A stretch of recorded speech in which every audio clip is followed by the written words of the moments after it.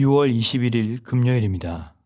오늘 새벽 우리에게 주시는 하나님의 말씀은 이사야서 46장 1절로 13절까지의 말씀입니다.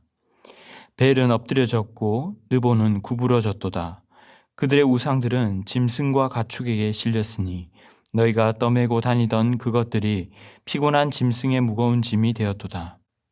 그들은 구부러졌고 그들은 일제히 엎드려졌으므로 그 짐을 구하여 내지 못하고 자기들도 잡혀갔느니라. 야곱의 집이여 이스라엘 집에 남은 모든 자여 내게 들을지어다.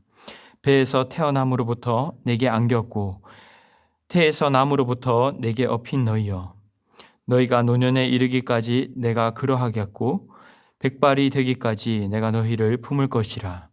내가 지었은즉 내가 업을 것이요 내가 품고 구하여 내리라. 너희가 나를 누구에게 비기며 누구와 짝하며 누구와 비교하여 서로 같다 하겠느냐.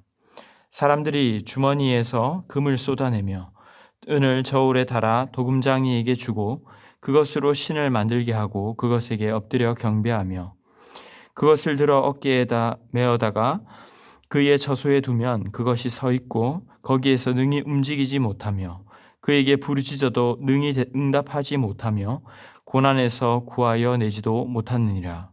너희 패역한 자들아, 이 일을 기억하고 장부가 되라. 이 일을 마음에 두라. 너희는 옛적 일을 기억하라. 나는 하나님이라.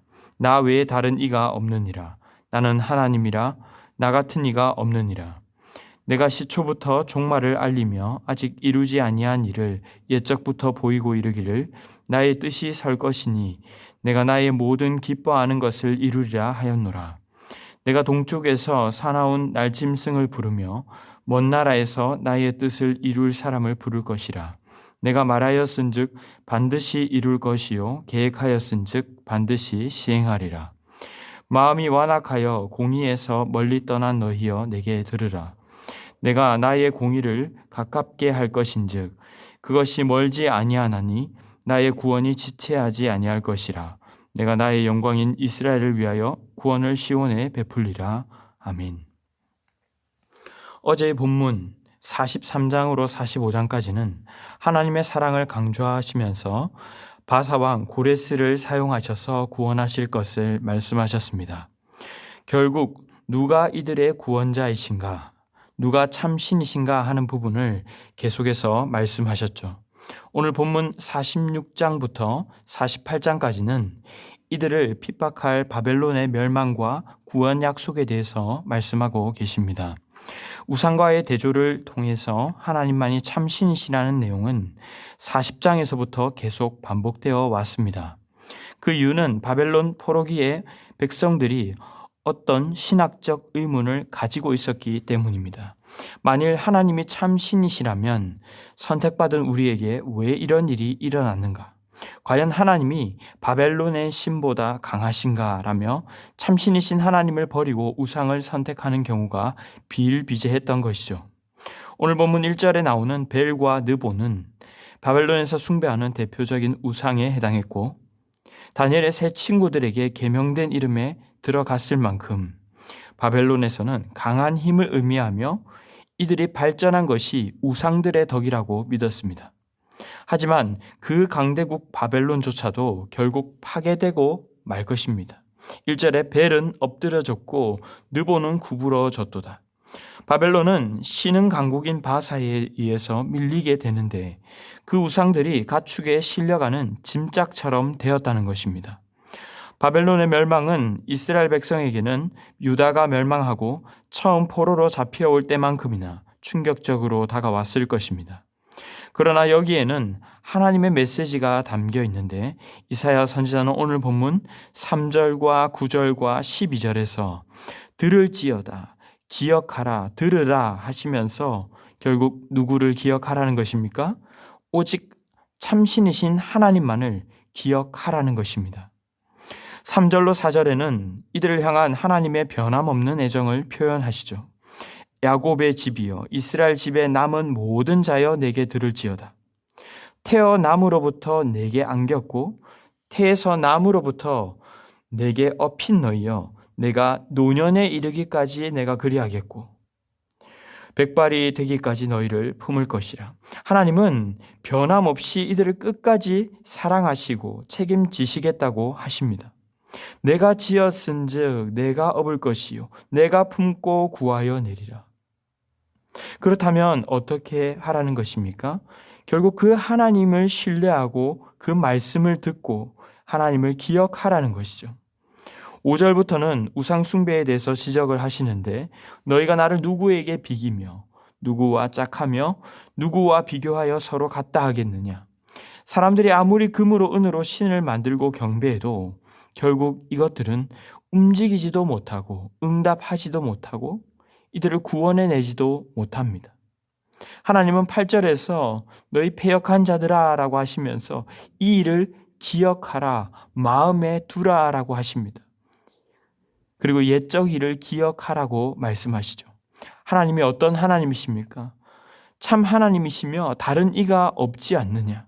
모든 일어날 일들을 옛적부터 다 보여주시면서도 앞으로 새로운 일을 행할 것을 말씀하시는데 11절의 내용입니다. 내가 동쪽에서 사나운 날 짐승을 부르며 먼 나라에서 나의 뜻을 이룰 사람을 부른다. 이것은 곧 바사왕 고레스가 일어나도록 이들을 구원하는 일을 시작하시겠다는 뜻이기도 한 것이죠. 몸보다도 마음에서부터 멀어져 있는 이스라엘을 향해 12절은 너희 완악하여 공의에서 멀리 떠난 너희여 내게 들으라 하시면서 하나님의 공의와 더불어 구원의 때가 곧 임박했음을 말씀하고 있습니다.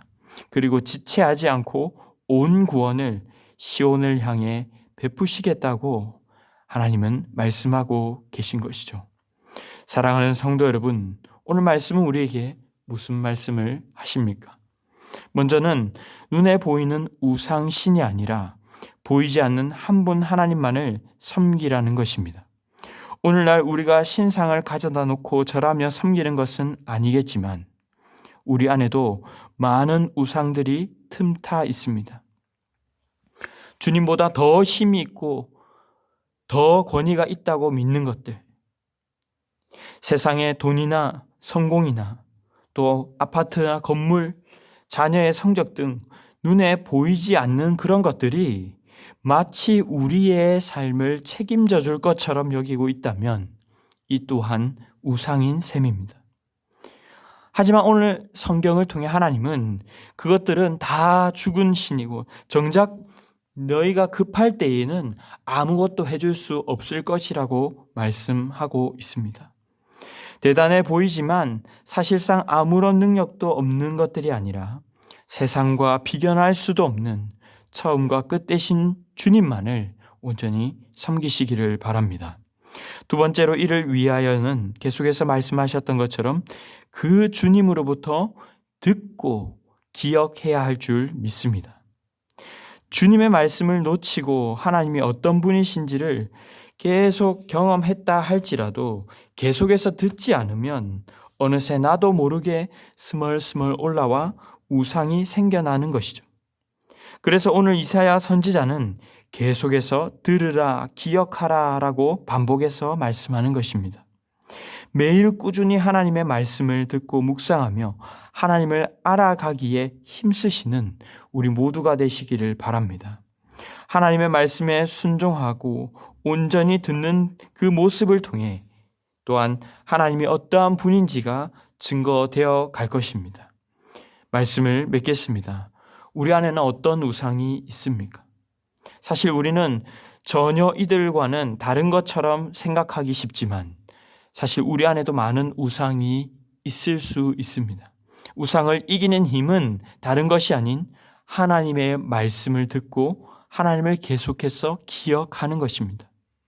아침에 한 것으로 그치지 않고 오늘 하루 동안 순간순간 하나님과 깊이 교제하시면서 우상이 무엇인지를 발견하고 제거해 나갈 수 있기를 바랍니다.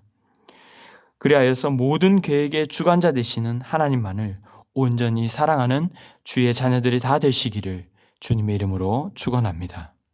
기도하겠습니다. 사랑의 주님 감사합니다.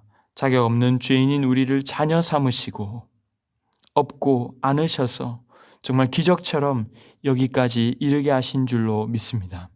하지만 그 큰 은혜를 입고도 우리 마음에는 여전히 다른 것들을 갈망하며 곁눈질했던 것이 있다면 용서하여 주시옵소서.